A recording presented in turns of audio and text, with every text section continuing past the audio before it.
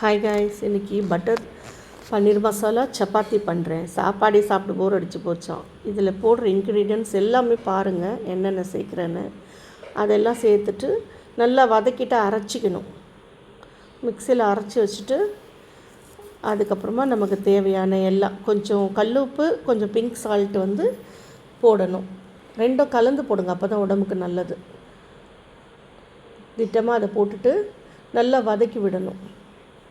வதக்கிட்டு அதுக்கப்புறமா அதை தனியாக எடுத்து வச்சு ஆற வச்சுட்டு கொஞ்சம் நேரம் கழித்து அதை மிக்சியில் அரைச்சிட்டு சின்ன சின்ன பீஸாக கட் பண்ணிக்கணும் பன்னீர். அதுக்கப்புறமா அந்த கடாயில் போட்டு கரம் மசாலா, மஞ்சப்பொடி, குழம்பு மிளகாத்தூள் போடுங்க. ஏன்னா அதில் ஆல்ரெடி நம்ம காஞ்ச மிளகாய் போட்டு வதக்கியிருக்கோம். அதுக்கு கொஞ்சம் பிங்க் சால்ட்டு போட்டுருங்க. அதுக்கப்புறம் இந்த மசாலா போட்டு ரோஸ்ட் மாதிரி வறுத்து எடுத்துருங்க. தனியாக வறுத்து எடுத்து வச்சுடுங்க. அதுக்கப்புறமா இந்த மிக்சியில் நம்ம அரைச்சி வச்சுருக்கோம் இல்லையா, அதையெல்லாம் அந்த கடாயில் ஊற்றிடுங்க. ஊற்றிட்டு உப்பு பார்த்துட்டு கொஞ்சம் உப்பு சேர்த்துக்கோங்க. அதே மாதிரி தான் எந்த அளவுக்கு கல் உப்பும் சால்ட்டும் சேர்த்துட்டு பால் ஊற்றிக்கோங்க. பால் கொஞ்சம் ஒரு கிளாஸ் பால் ஊற்றிக்கணும். அதுக்கப்புறமா ஒரு பட்டர் நல்லா ஒரு ஸ்பூன் அளவுக்கு போட்டுடணும்.